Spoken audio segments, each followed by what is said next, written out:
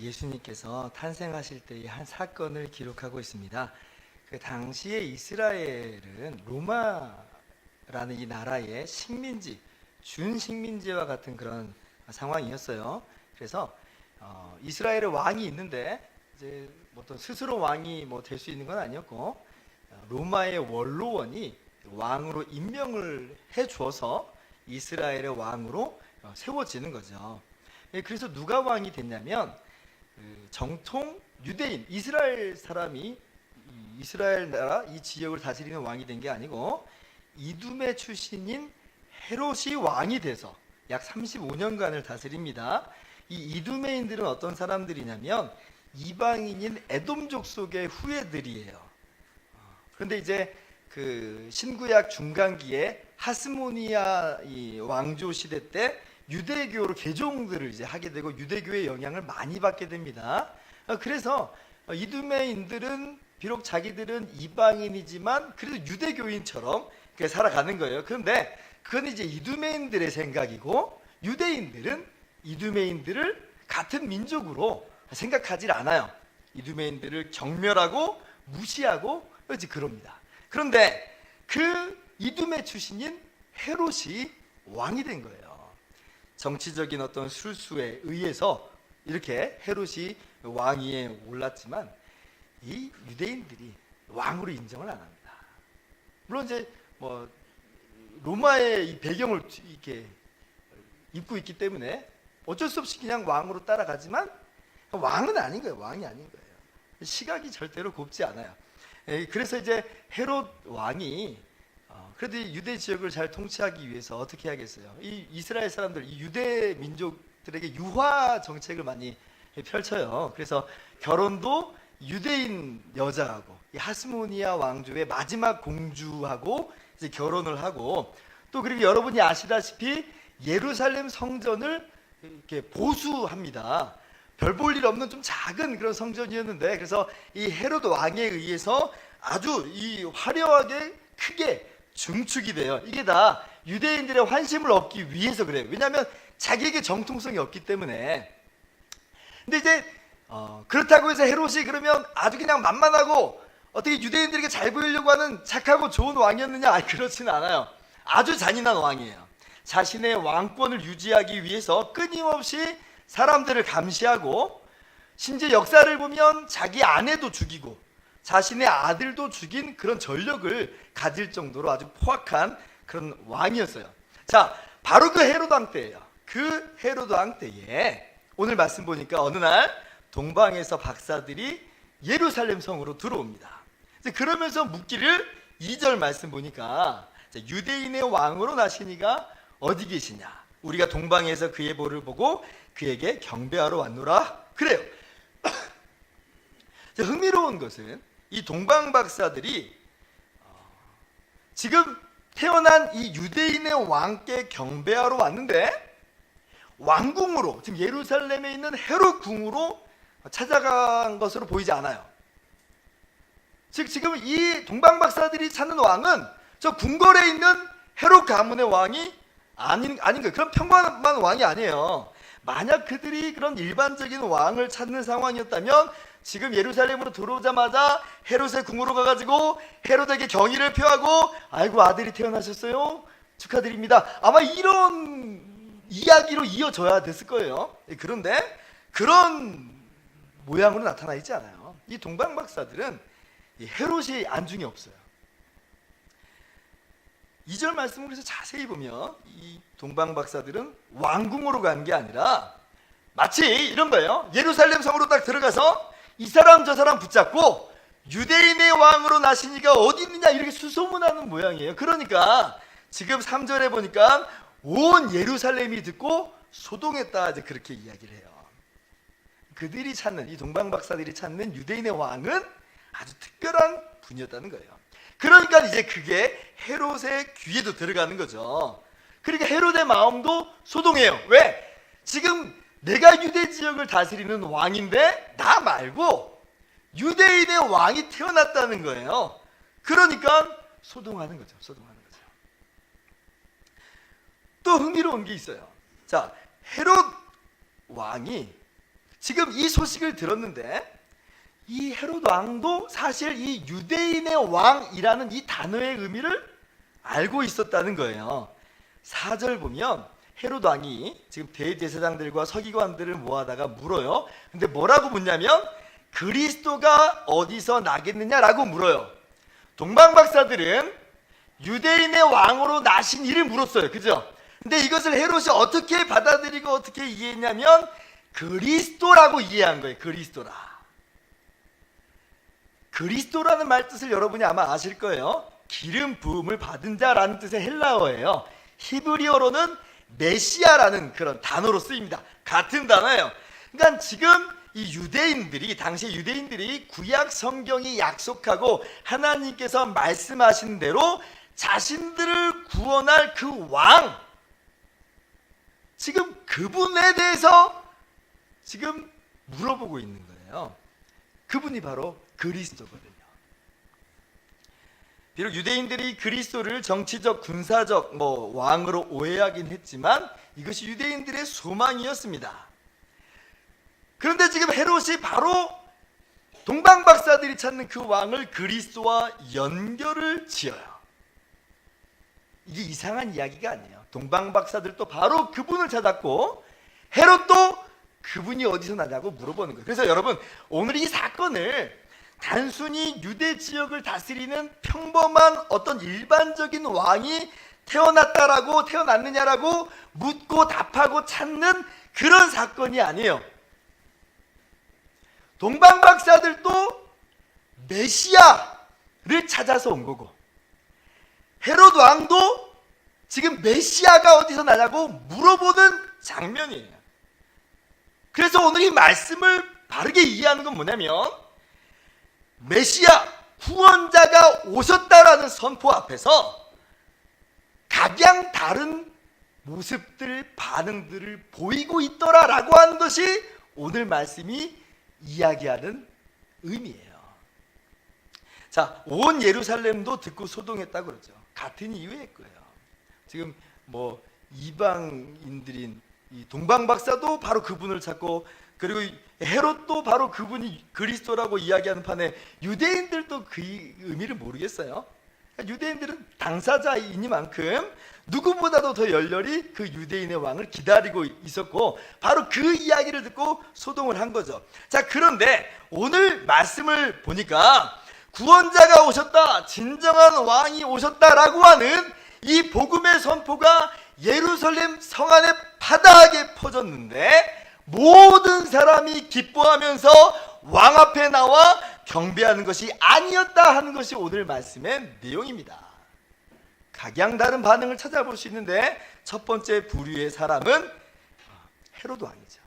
헤롯 왕은 메시아가 오셨다라는 그 반응 앞에서 오히려 그 메시아를, 그리스도를 제거하려고 하고 말살하려고 하는 모습을 우리는 성경에서 찾아볼 수가 있어요.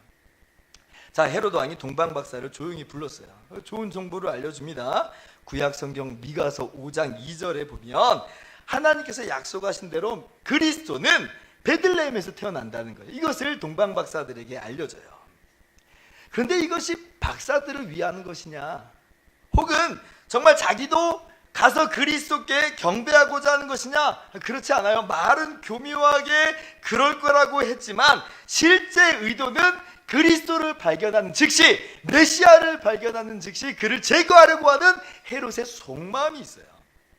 나중에 박사들이 예수님을 만나고 그리스도를 만나서 경배한 후에 헤롯에게 보고하지 않고 다른 데로, 다른 루트로 돌아갑니다. 근데 그때 헤롯의 반응을 보면 분명히 그것을 우리가 알 수가 있죠. 16절 보니까, 자, 이에 헤롯이 박사들에게 속은 줄 알고, 박사들이 지금 얘기해 주겠다고 그랬는데 그냥 가버렸거든요. 그러니까 심히 노하여 사람을 보내어 베들레헴과 그 모든 지경 안에 있는 사내 아이를 박사들에게 자세히 알아본 그때를 기준으로 2살부터 그 아래로 다 죽였다, 이제 그렇게 이야기를 해요. 이게 바로 헤롯이 의도했던 바죠. 헤롯은 메시아를, 그리스도를 제거하고 죽이고 말살하려고 그랬다.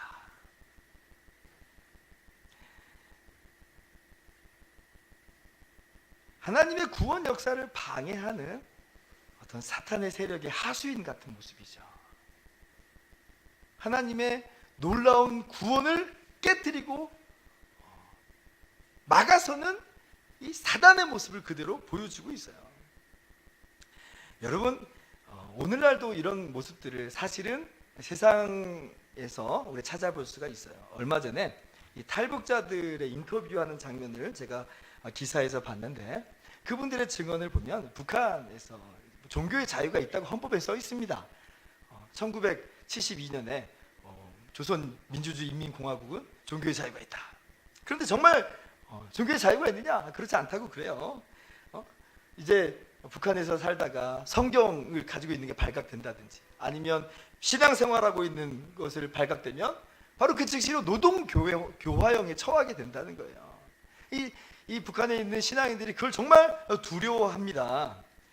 오늘날도 지금 그러한 헤롯과 같은 모습이, 메시아된 그리스도, 그분께서 이루신 하나님의 나라를 막아서고 제거하는 모습들을 우리는 보는 거예요. 근데 그것이 북한이나 이슬람 세계에서나 찾아보는 문제인가? 아니, 그렇지 않아요. 우리 주변에서 실제적으로 또 맞닥뜨리는 그런 사회적인 상황이기도 해요.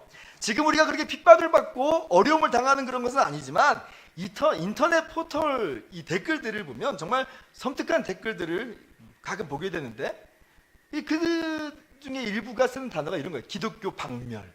기독교 박멸. 그 사람들은 그냥 아무렇지도 않게 던지는 말일 수도 있지만, 그걸 보는 저의 입장에서는 정말로 꺼림직하고 섬뜩하더라고요. 기독교를 박멸하겠다. 예, 세상의 모습이에요. 세상의 모습. 자, 그러나 이것이 세상만의 모습인가? 아니에요. 우리 믿는 자들 안에서도 사실 헤롯과 같은 모습을 우리가 가지고 있다는 것을 우리는 깨달아야 돼요. 아니, 우리가 언제 예수님을 죽이려 했단 말입니까? 예, 그렇지 않죠. 그러나 예수님을 그 왕좌에 올리지 않고 예수님을 그 왕좌에서 끌어내리려고 하는 그런 모습을 우리도 가지고 있는 것을 볼 때에, 그런 우리들의 삶의 모습을 우리가 들여다보면 우리도 부지불식간에 헤롯 같은 모습을 가지고 있더라라는 것을 봐요. 예수님이 그리스도예요. 예수님이 유대인의 왕이에요. 자, 예수님이 우리의 왕이라는 이야기예요. 우리의 구원자라는 이야기예요. 그런데 우리의 삶을 들여다보면 어떻게 살아가는가? 정말 예수님을 우리의 왕으로 인정하고 주님의 말씀을 따르며 주님을 위해서만 살아가는가? 그렇지 않더라. 예수님이 우리의 삶에 걸림돌이 되는 것처럼 보이면 가차없이 주님을 그 자리에서 끌어내리고 우리가 그 자리에 오르면서 우리 자신의 왕국을 세우기 바쁘더라. 여러분, 헤롯이 그리스도를 죽이려고 하는 이유가 뭐였나요? 자기가 쌓아 올린, 자기가 누려왔던 왕권을 포기 못하겠다는 거 아니에요? 그리스도가 단순히 조언자나 상담자 정도였다면 이런 끔찍한 일을 벌이지 않았을 거예요. 그런데 그리스도는 왕이에요, 왕. 그러니까 그 왕을 제거하려고 하는 거예요. 오직 자기만이 왕이 되겠다는 거죠. 우리 모두 그 헤롯 같은 모습을 벗어버려야 돼요. 그리스도를 제거하려고 하지 마세요. 여러분이 왕이 되는 그런 삶은 어떻게 보면 정말 헤롯이 보여주고 있는 그 모습 다름 아니다라는 걸 꼭 기억했으면 좋겠습니다. 여러분, 우리는 원래 창조 때부터 왕이 아니었어요. 처음부터 하나님이 왕이었어요. 그런데 이 사단의 유혹에, 뱀의 유혹에 넘어가서 우리 자신의 우리가 스스로가 왕의 자리에 올라가 버렸어요. 자기 마음대로 자기대로 살아가요. 하나님의 자리를 찬탈해 버렸죠. 그럼 정말 그렇게 해서 잘 됐는가? 아니에요. 오히려 그것이 사단의 노예가 되고 종살이 되는, 죄에 끌려가는 그런 비참한 인생으로 변질돼 버렸어요. 이 땅에서 지금 우리가 맞이하는 모든 상실감과 고독, 모든 우리 마음 가운데 피폐함들 다 거기서부터 시작됐어요. 하나님의 자리를 빼앗지 마시고 그리스도께 마땅히 돌릴 그 자리를 여러분이 취하지 마세요. 그것이 바로 헤롯 같은 모습이다. 기억하시기 바랍니다.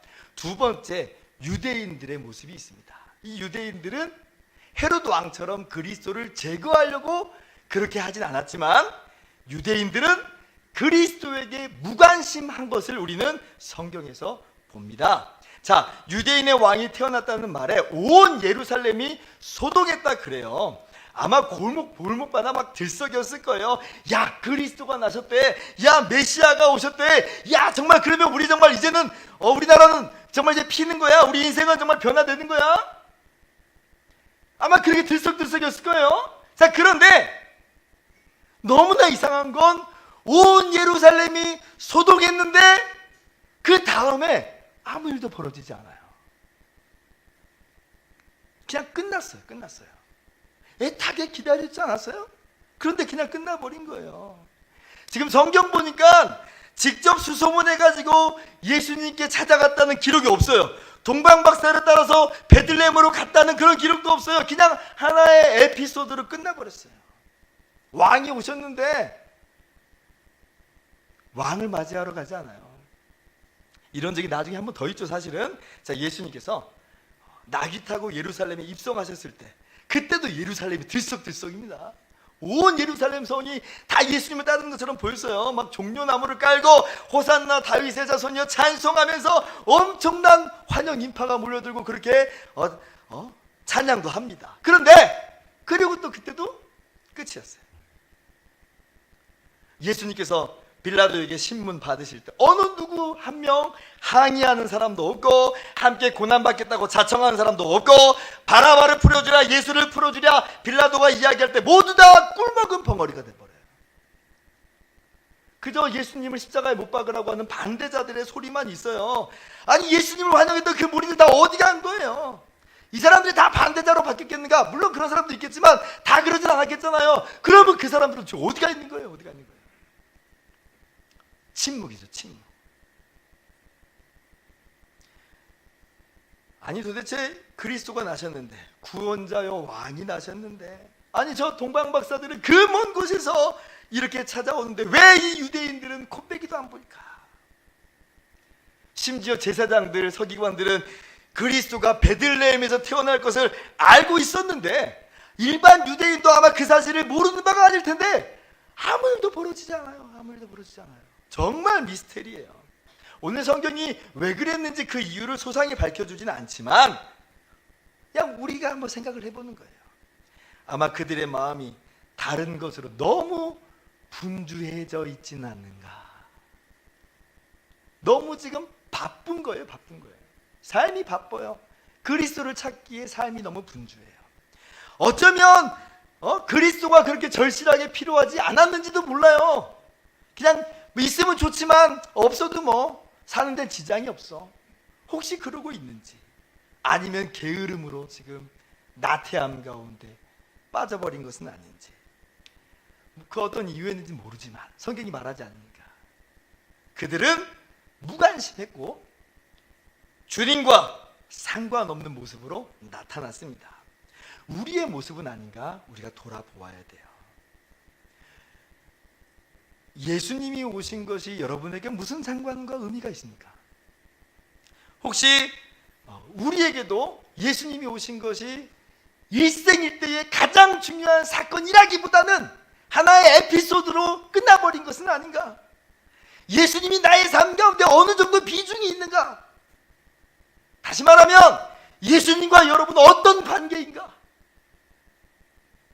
단순히 비즈니스 관계인가요? 있으면 좋고 없어도 상관없는 그런 관계로 혹시 주님과 그렇게 관계 맺고 계십니까? 아마 우리는 그렇지 않기 때문에 이 자리에 나와 있는 줄 믿습니다. 근데 우리의 실생활을 돌아볼 때 너무 분주함과 혹은 나태함과 그런 것들로 우리가 주님과 아무런 상관없는 삶을 살아가고 있는 것은 아닌가. 바라기는 여러분의 삶 속에서 항상 주님과 깊은 교제를 누리기를 소망하고, 항상 예수 그리스도를 의식하면서 살아가기를 소망하고, 예수님이라면 어떻게 하실까 항상 물어보면서 그렇게 주님과 뗄래야 뗄 수 없는 가장 친밀한 관계와 교제를 이루시면서 사시기를 주님의 이름으로 축원합니다. 세 번째 부류는 바로 동방박사들이죠. 이 사람들은 아기 예수께 나와 경배를 합니다. 사실 이 동방박사들의 출현도 정말 참 신비한 면이 많아요. 이 어디 지역 사람인지도 나와 있지 않아요. 박사라는 단어나 그들이 가지고 온 그 예물을 볼 때 어디에서 이게 잘 나는지 들여다보면 아마도 뭐 아라비아에서 왔는지 아니면 바벨론이나 페르시아 지역에서 왔는지 아마 학자들이 그렇게 추측을 하는데 어디인지는 오늘 성경에 나와 있잖아요. 근데 분명한 건 뭐 아라비아든지 바벨론이든지 페르시아든지 정말 먼 곳에서 왔다는 거예요. 왜냐하면 나중에 헤롯이 박사들에게 자세히 알아본 때를 기준으로 해서 2살 이하의 사내 아이를 다 죽이거든요. 그 말은 지금 바로 옆 동네에서 온 게 아니에요. 오는데 별이 나타날 때부터 박사들이 여기까지 도착하기까지 정말 많은 시간이 흘렀다는 거예요. 그 얘기는 정말 먼 곳에서 왔어요. 그리고 그렇게 멀리서 그럼 왔는데 어떻게 유대인의 왕이라는 그런 표현을 알고 있는가? 이것도 참 신비하죠. 어떻게 알았는지 그것도 성경이 이야기하진 않아요.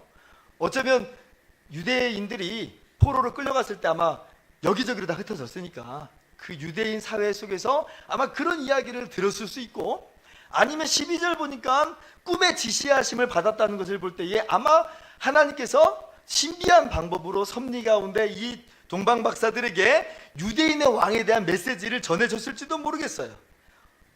뭐 자세한 정보는 뭐 없어서 우리가 잘 모르지만 이 동방박사들은 유대인의 왕으로 나시니 그리스도 그분을 정말 보기를 갈망했고 그분에게 경배하기를 정말 원했어요. 그러니까 그 먼 거리를 마다하지 않고 찾아왔어요. 여러분, 지금처럼 무슨 비행기가 날아다니는 시대가 아니고 뭐 KTX가 다니는 뭐 자동차로 다니는 시대가 아니잖아요. 이 거리까지 오기까지 얼마나 많은 시간과 비용이 투자되고 그리고 얼마나 많은 위험을 감수해야 돼요. 그런데 그 모든 것이 예수님을 만나 뵙겠다는, 그리스도를 만나 뵙겠다는 그 열망을 가로막지를 못해요. 나는 예수님 만나러 가겠다, 나는 유대인의 왕으로 오신 님 만나러 가겠다, 나는 그리스도 만나러 가겠다, 그렇게 찾아옵니다.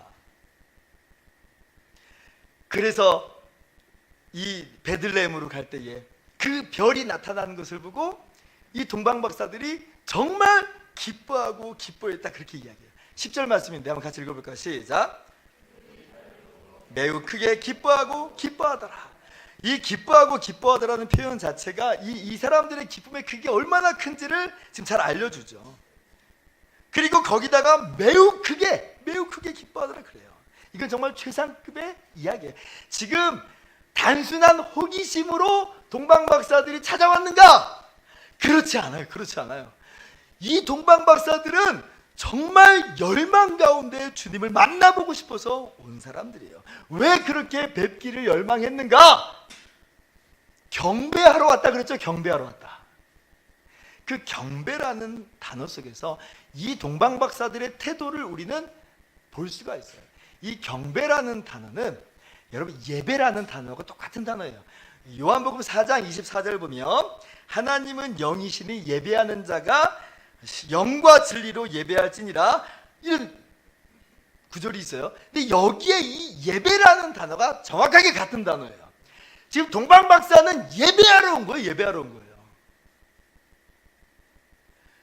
예수님하고 아무런 상관없는 그런 모습 속에서 한번 들여다보려고 온 게 아니라, 비록 그분이 유대인의 왕이지만 나의 왕입니다라는 그러한 마음으로 찾아왔다는 이야기. 이 말은 그게 예배하러 온 거예요.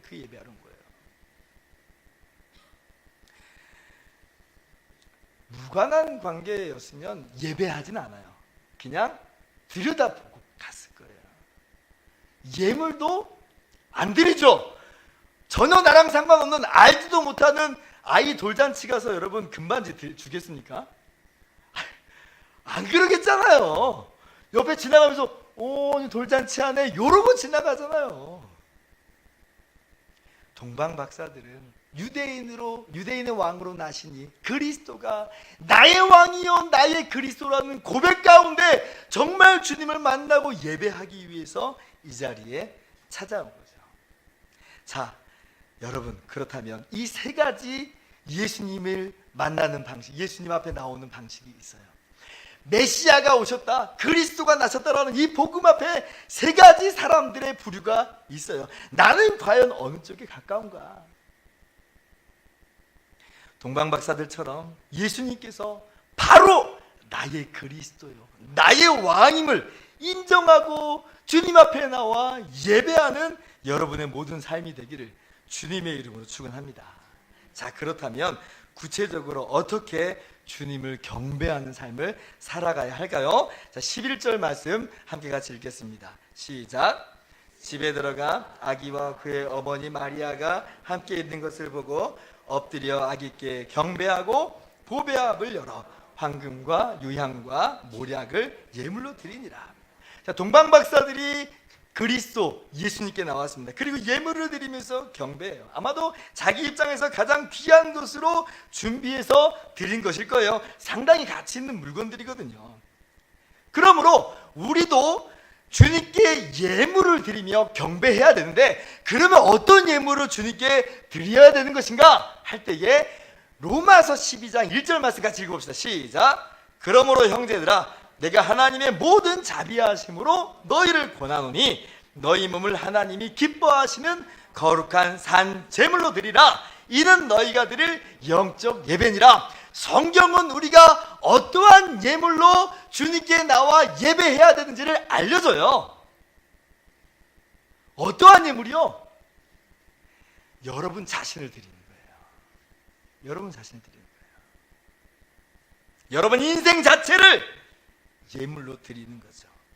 일부를 드리고 나는 할 도리 다 했다가 아니라, 우리 하나님이 여러분에게 지금 말씀하시는 예물은 너희 몸을, 너희 인생을, 너희 전체를 예물로 드려라. 그러는 이유는 뭐예요? 예수님께서 이미 우리를 위해서 모든 것을 다 내어주셨거든요. 그런 말미암아 우리를 죄와 사망 가운데서 구원해 내셨거든요. 그러한 엄청난 사랑과 은혜를 받았으므로 이제 그 감사함으로 이제는 우리가 우리의 인생을 주님 앞에 드리는 것이 마땅하다. 이것이 성경의 메시지예요. 갈비는 이 로마서 말씀을 설명하면서 거저받은 우리 그리스도인들의 생활이 어떠한 것이어야 되는지를 설명하는데, 이것은 자기 부인의 삶이다 그랬어요. 자기 부인의 삶이다. 하나님께 내 인생을 드린다는 말을 여러분 똑똑히 기억할 필요가 있어요. 그 말은 뭐냐면, 내 인생, 내 삶, 내 거 아닙니다. 이제 다 주님의 것입니다. 이것이 너희 몸을 산제물로 드리라예요.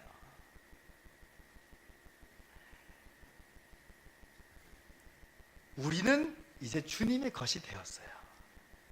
그러므로 우리의 삶의 초점과 방향은 이제 누구를 향한 삶이요, 누구를 바라보는 삶이어야 되냐면 하나님만을 바라보고 하나님을 향한 삶이어야 되는 거예요. 이것이 우리가 드릴 예물이에요. 여러분의 모든 욕심, 집착, 어떤 세상이 지금 이야기하는 권세, 명예, 쾌락, 이런 것들을 쫓지 말아라. 우리는 거기서 구원받은 사람들이에요. 나의 야심, 나의 유익이 아니라 이제는 하나님의 것이므로 하나님의 영광을 위해서 사는 것, 주님을 위해서 살고 주님을 위해서 죽는 것, 이것이 자기 부인의 삶이고 이것이 주님이 우리를 구원하신 이후에 우리에게 요구하시는 삶의 모습이다. 기억했으면 좋겠습니다. 너무 부담스러워하지 마시고, 너무 부담스러워하지 마시고 기쁘게 드리세요. 주님이 아낌없이 여러분들에게 모든 걸 내어주신 것처럼 감사하고 찬양하면서 내어드릴 때에 하나님이 또한 여러분의 인생을 책임지세요. 아니, 이미 책임지셨죠. 하나님의 자녀 삼아주셨고 영원한 하나님 나라를 우리에게 약속하셨으니까, 하나님 나라가 우리 마음 가운데 이미 임했으니까 책임지신 거예요. 그리고 또 이 땅에서 살아갈 때도 여전히 책임지시죠. 왜? 하나님의 거니까. 뭐 하나님 마음대로 하시겠죠. 근데 하나님 그렇다고 우리를 사지로 몰아넣겠어요? 사지로 몰아넣어도 그것이 우리에게 가장 좋은 길인 줄 우리가 믿고, 우리는 이거 다 하나님의 것입니다 고백하면서 살아가는 것이 마땅한 줄을 믿습니다. 이러한 예물이 그래서 어떻게 이제 드러나야 되냐면, 이웃을 사랑하는 삶, 이웃을 섬기는 삶으로 나타나야 되는 거예요. 미가서 6장 7절 말씀, 8절 말씀 보면, 자, 여호와께서 천천의 순양이나 만만의 강물 같은 기름을 기뻐하실까? 내 허물을 위하여 내 마다들을, 내 영혼의 죄로 말미암아 내 몸에 열매를 드릴까? 드릴 필요 없죠. 왜? 예수님께서 이 땅에 오시고 십자가를 지심으로 이 모든 걸 다 해결하셨거든요. 더 이상 우리의 죄를 위해서 우리가 해야 될 바, 우리가 드릴 바는 전혀 없어요. 그렇기 때문에 그것이 아니에요. 주님이 요구하신 바가 바로 그 뒤에 나와요. 같이 한번 읽어봅시다. 시작. 사람아, 주께서 선한 것을 무엇을 내게 보이셨나니 여호와께서 내게 구하시는 것은 오직 정의를 행하며 인자를 사랑하며 겸손하게 내 하나님과 함께 행하는 것이 아니냐. 정의롭게 행하고 사랑으로 행하며 그렇게 하나님과 동행하는 삶이 자기 부인의 삶하고 연결되고 맞닿아 있는 모습이에요. 이게 쉽지 않죠. 자, 이웃을 사랑하는 것, 용서하는 것만 생각해 보세요. 내 유익을 구하지 않는 것만 생각해 보세요. 이게 지금 어떻게 가능할 수 있는가? 그런데요,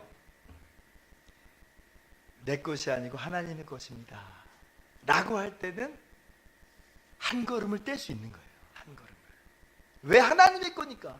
내 거면 내 유익을 포기하려고 들지 않죠, 우리는. 그런데 이미 다 하나님 건데 내 유익이 뭐 어디 있어요? 다 하나님의 것인데. 그러므로 이웃을 사랑할 수 있고 섬길 수 있고, 제가 뭐 한 번에 모든 게 다 된다고 말씀드리는 게 아니라, 그렇게 한 걸음 한 걸음을 나아갈 수 있는 힘은 이제는 나는, 내 인생은 내 것이 아니고 하나님의 것이기 때문에 그렇습니다. 거기서 나오는 거예요. 이제 말씀을 마치도록 하겠습니다. 여러분, 이 성탄의 이 주간에, 성탄의 이 주일에 우리는 어떠한 모습으로 나아가야 될 것인가? 모든 사람이 잠들어 있는 이때에 동방박사들처럼 지체하지 않고 그리스도 대신 우리 예수님께 나와 경배하는 저와 여러분 모두가 되기를 바랍니다. 반항하지 말고, 또 무관심이나 게으름과 나태함으로 여러분의 인생을 방치하지 말고, 분주함 가운데 그냥 여러분이 흘러간 대로 그렇게 살아가지 말고, 예수님이 나의 주인이십니다, 예수님이 우리의 구원자십니다 라고 고백하면서 기쁘게 나와 경배하되, 말로만이 아니라 여러분 인생 속에서 정말로 자기를 부인하는 삶 가운데, 그리고 이웃을 섬기는 삶 가운데로 그렇게 하나님께 경배하는 저와 여러분 모두 되기를 주님의 이름으로 축원합니다. 기도하겠습니다.